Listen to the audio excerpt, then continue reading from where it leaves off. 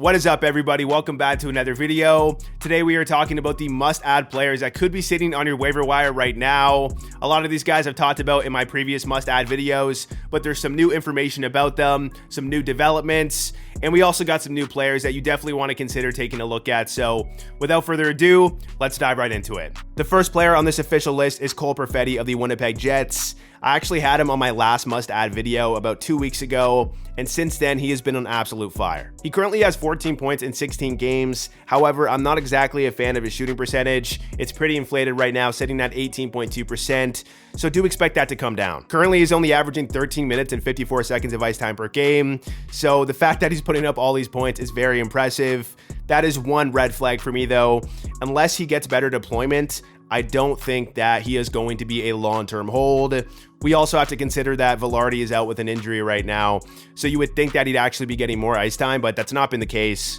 We will see how his deployment changes. I think he's a very talented player, and he's going to be great in fantasy in the next couple of seasons, but unless he gets, upwards of 15 minutes of ice time per game and can manage to stay on that first-line power play, I don't think he's going to be a long-term hold. Next up, we have Peterka of the Buffalo Sabres. He has been really good lately, 12 points in 17 games, 7 of these points being goals. I will say that his shooting percentage is a little bit high at 16.3%. It was 9.6% last year, so probably not sustainable. Either way, guys, I am impressed with how he's playing, and he's also averaging 17 minutes and 51 seconds of ice time per game in his last 6 games. I would say this is more of a short-term ad because right now with Tage Thompson out, you're going to see Peterka get better deployment. Currently, he's on the first-line power play, but when Tage is back, he's going to get bumped down to the second unit. So, like I said, more of a short-term ad, but I could see him being pretty good for the next couple of weeks. Next up, we have Eeli Tolvanen of the Seattle Kraken, a very interesting player. He currently has 11 points in 18 games, but a lot of these points have came in the last couple of weeks. He has 4 points in his last 5 games, and he's looking pretty good out there. One thing that I should point out is that his shooting percentage is only at 7.9% compared to a career rate of 11.2. Expect his production to actually increase as he bounces back from this. And I also want to talk about the fact that he puts up amazing peripherals, amazing shots, hits, and blocks. So if your league counts those, he definitely has an edge against his competition. Another thing to consider is that his current ice time per game is the highest of his career. It's at 15 minutes and 34 seconds. It's still not great when we're talking about other fantasy studs, but it is a good sign that he's getting more ice time. And we're also seeing him get a decent amount of power play time as well. He's currently 4th on the Kraken in power play time. So if this ice time continues, he could be a pretty valuable fantasy asset. I could see Tolvanen putting up 50 points this year with very good shots, hits, and blocks. So if you're in a category league or a points league that values those, definitely consider adding him. I will say this is probably more of a deeper league ad, like 14 teams or more, but still, guys, very impressed with the way that he's playing. Next up, we have Kirill Marchenko of the Columbus Blue Jackets. This was a guy that I thought was a huge sleeper going into this season. Unfortunately, he started off super slow and he got scratched 2 games, so I was pretty low at him. But as of late, he has been on absolute fire, and I still think there's a lot of potential. Marchenko has put up 6 points in his last 8 games, despite only averaging 14 minutes and 57 seconds of ice time per game, and he's sitting at a pretty low shooting percentage at 9.1%. The only roadblock to Marchenko becoming a guy that is going to break out is his deployment. To start the year, he was on the first-line power play and getting top 6 minutes, but he struggled, so his deployment has suffered. But if he can get back to getting those minutes, I think there's a lot of potential, and there is a chance he could put up 30 goals. I wouldn't necessarily add him just yet, but if he gets back on the first-line power play and starts averaging more than 16 minutes of ice time per game, he will have some value in fantasy, especially in those deeper leagues, so make sure you keep an eye on this guy. Next up, we have Fantilli of the Columbus Blue Jackets, and it's not like he's been great this year. He only has 9 points in 17 games, but he is a guy that's getting pretty good deployment and a guy that I think has a lot of potential. He's currently on the first-line power play and getting top 6 minutes. It's only around 16 minutes of ice time per game, so it's not amazing, but I do expect this number to increase as the season progresses.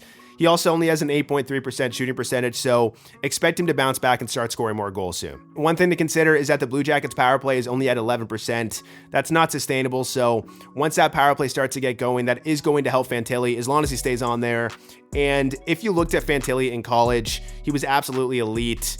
I think there's a chance he could break out, especially in the second half of the season. So you don't have to add him just yet, but this is a guy that you're definitely going to want to keep an eye on. Next up, we have Quinton Byfield of the Los Angeles Kings. I talked about him in my last must-add video, and I'm still a pretty big fan of him. Right now, he has 13 points in 15 games, despite only averaging 14 minutes and 55 seconds of ice time per game.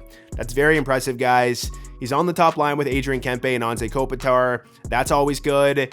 But the only issue is that he's not on the first line power play. I will say that Pierre-Luc Dubois just got injured last night, so that could be a way for Byfield to get on the first line power play, but we learned that that injury isn't very serious, so not sure how that's going to play out. I will say, though, that Dubois has struggled, so maybe if they want to switch things up, they could move Byfield to that first line power play. Definitely a thing to keep an eye on. Overall, guys, I am a big fan of Quinton Byfield, but we do have to manage our expectations. His production is probably not sustainable if he continues getting this deployment. He needs to get on the first line power play, and he needs to get more than 14 minutes and 55 seconds of ice time per game. So something to keep an eye on. If his deployment improves, then there's a lot of potential. But for now, he's more of a deeper league add. Next up, we have Alex Iafallo of the Winnipeg Jets. I've talked about this guy in previous must-add videos, and basically it's pretty simple with Iafallo. He has 13 points in 16 games, and he's currently on the first line power play. Even when Valeri was healthy, Iafallo was on that first line power play, so very good sign for his deployment. I also think his production is pretty sustainable. His shooting percentage is only 11.8%, so this is a very good sign to me. I think he's going to be pretty relevant in fantasy, and I could see him putting up 60 points this year, so if he's still sitting on your waiver wire, I suggest you take a look at him. Next up, we have Wyatt Johnston of the Dallas Stars, another guy that I talked about in my last must-add video. And what I want to say about Wyatt Johnston is a couple of things. The first thing is that he's a very young player, so there's always the potential for him to break out. The second thing is that he is currently getting a decent amount of ice time. He's averaging 17 minutes of ice time per game, which is much better than last season. Last year, he had 24 goals despite only averaging 15 minutes and 28 seconds of ice time per game. So with his current deployment, you could actually see him put up 30 goals this year. His shooting percentage is a little bit high right now at 20%, but still, guys, I'm very impressed with the way that he's playing, so there is a lot of potential. The only issue that I have with Wyatt Johnston is that he's currently not on the first line power play. His ceiling is capped because of that, but there is a chance that he could get a look on there because Jamie Benn is struggling a lot.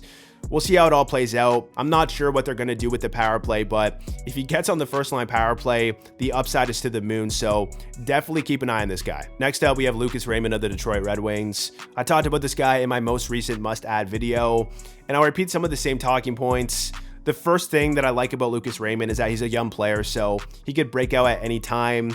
And also, he's playing on the first line with Alex DeBrincat and Dylan Larkin, which holds a lot of value. Now, I do have to address two red flags here. The first red flag is that his shooting percentage is pretty unsustainable. It's sitting at 18.9%, so do expect that goal production to come down.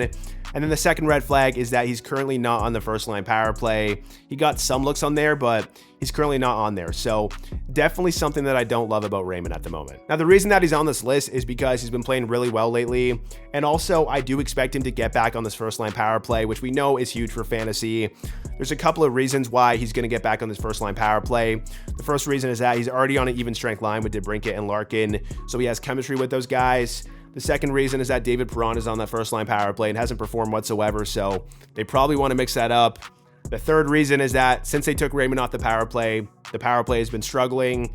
I think they're going to want to put him back on there. And then the fourth reason is that they're running Shane Gostisbehere and Seider on that first line power play. And even though that worked early on in the season, there's a reason that a lot of NHL teams only have one defenseman on the power play. It just doesn't work, okay? So I do expect Raymond to get on there and then either them to bump down Seider or Gostisbehere. With all that being said, guys, because I expect his deployment to improve and because he's a young player who has a lot of potential, I think he's a must-add player. Definitely keep an eye on him in a shallow league and see how it all plays out. But like I said, lots of potential. Next up, we have Sam Bennett of the Florida Panthers. He is only 17% rostered on Yahoo, which is far too low. And let me tell you why. Bennett has been great on the Panthers in the last 2 years. He's playing top 6 minutes on a line with Matt Tkachuk, and he puts up amazing peripherals. So if your league value shots and hits, this is a guy that needs to be rostered. And with Barkov being injured last night, we don't know the severity of the injury, there's a chance that Bennett could move up to the first line power play as well. So we'll see how it all plays out. Regardless, if Barkov's injury is serious, Bennett has a lot of value in fantasy, so make sure you pick this guy up before it's too late. Next up, we have Logan Cooley of the Arizona Coyotes. I talked about him in some of my previous must-add videos, but I wanted to include him on this list once again, and let me tell you why. The reason why Cooley is a must-add player is because Barrett Hayton just went down with an injury. He is going to be out 4 to 6 weeks and require surgery, so this means that there's a chance that Cooley moves up to the first line with Clayton Keller and Nick Schmaltz. Keller is a player that I think is a league winner, and that line of Keller, Hayton, and Schmaltz was one of the best lines in the NHL in the second half of last season, so with Cooley going on there is so much potential for him. I can't predict the future, but there's always a chance that a line of Cooley, Keller, and Schmaltz does so well that even when Hayton comes back, they decide to keep that line together, okay?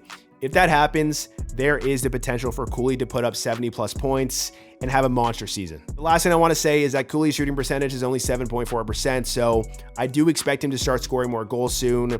It's not a sustainable shooting percentage, guys. In general, like I said, lots of upside for Logan Cooley, so add him before it's too late. Next up, we have defenseman Jared Spurgeon of the Minnesota Wild, and this one's pretty obvious, guys. He has been a very consistent player his entire career. He's been a consistent 10-plus goal scorer, a 35 to 50-point player, and now he's healthy. He's been injured most of the season, but now he's back, so expect this roster percentage to go way up. Currently, they have him on the first-line power play. This very likely could change because they've been mixing up this power play, but if he stays in this first-line power play, a lot of value, and he's also a guy that puts up great shots, blocks, and hits, so if you need a defenseman, definitely take a look at this guy. Next up, we have Zach Werenski of the Columbus Blue Jackets. In my opinion, this roster percentage on Yahoo is so disrespectful, and I think it's going to skyrocket very soon. He currently has 10 points in 15 games, which is very solid, but he only has 1 goal of these 10 points, and maybe that's the reason that people aren't picking him up. Let me tell you why that goal production is not sustainable, guys. First off, he's been a very consistent 15 to 20 goal scorer his entire career. As a defenseman, that is absolutely elite. And he's also a guy that takes an elite amount of shots as well. So if you're league value shots, he has an edge in that department. And also, if you look at his shooting percentage, it's only 2.6% compared to his 7.1% career rate. So with all that being said, expect him to score more goals very soon and expect this roster percentage to go way up. It's pretty simple, guys. If you need a defenseman, pick up Werenski. And I think a lot of people are going to regret dropping him or not picking him up when he's just sitting on your waiver wire, okay? This is a guy that has a lot of potential and a lot of upside, so make sure you add him before it's too late. Next up, we have Casey Mittelstadt of the Buffalo Sabres. His roster percentage is way too low, and I guarantee that it's going to skyrocket very soon. Let me tell you why he's one of my favorite must-add players right now, guys. The first reason is looking at last season, okay? He had 59 points in 82 games, despite only averaging 15 minutes and 43 seconds of ice time per game. Very impressive stuff. But now, on the Buffalo Sabres this season, he is averaging 17 minutes and 27 seconds of ice time per game. And he's on the first-line power play. Even with everybody healthy, he was on that first-line power play. They took Dylan Cousins off that power play. So Mittelstadt has a lot of potential with this deployment. He's not a player that puts up the best shots, hits, and blocks, but I think there is a chance that he puts up 70-plus points this year, so you better add him before it's too late. Next up, we have Robert Thomas of the St. Louis Blues, and the one thing I do want to say is that if you're in a category league or a league that values shots, hits, and blocks heavily, Robert Thomas is definitely overrated. His peripherals are very bad, so that is something to consider, but I do have to include him on this list because he's playing great as of late, and he's been a consistent point per game player in the last couple of seasons, so he still has value in fantasy. He's averaging 20 minutes a night, he's on the top line in the first line power play, and he's actually taking more shots this season compared to previous seasons, so I'm liking that. And in general, guys, if you're looking at his last couple of years, he's been like a 70 to 80 point player, so if you need a guy to help boost your forward group, definitely take a look at Robert Thomas, but make sure your league doesn't heavily value those peripherals, like I said, because he will be overrated in that aspect. The number one must-add player on this list is Valeri Nichushkin of the Colorado Avalanche. Arturi Lehkonen went down with an injury and he got put on the LTIR, so Nichushkin is back on the first-line power play, and this means there is a lot of potential. Nichushkin has been one of the most underrated players in fantasy in the last 2 seasons. I mean, if you just look at his stats, they are very impressive. He missed time in each of the last 2 seasons with injuries, but if we're looking at 82 game pace, he's pretty much been a 30 goal scorer and a 70 point player on the Colorado Avalanche. So this is a guy that you definitely want to add before it's too late. If your league values shots, hits, and blocks, he's also very good in that department, so that's another bonus. And what I do want to say about Nichushkin is that his value lies in staying on that first line power play. When Lehkonen comes back, we will see how it plays out, but in my opinion, he's better on the first line power play than Lehkonen, so there's a good chance that the Avalanche keep this first line power play together. The Avalanche are one of the best teams on the man advantage, and he actually just got moved up to the first line with Nathan MacKinnon, even strength, so lots of potential with Nichushkin. You need to add this guy before it's too late. Finally, I just wanted to talk about some shallow league ads. We're talking about leagues with 6 teams or 8 teams. These players could be sitting on your waiver wire because their roster percentages are too low, in my opinion.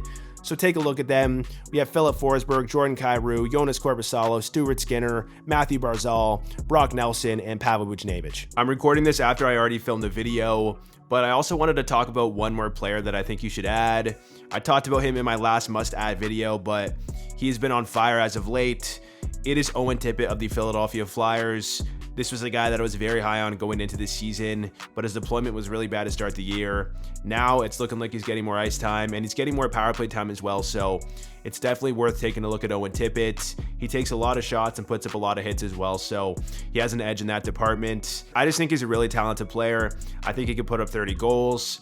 The only roadblock is John Tortorella and what type of deployment he gives him, so I can't guarantee that he's going to be great for the rest of the year, but he looks great out there, and I think you need to add him before it's too late. All right, guys, that's the end of the video. Make sure you hit that like button if you enjoyed it. Subscribe if you're new to the channel, and I will catch you in the next one.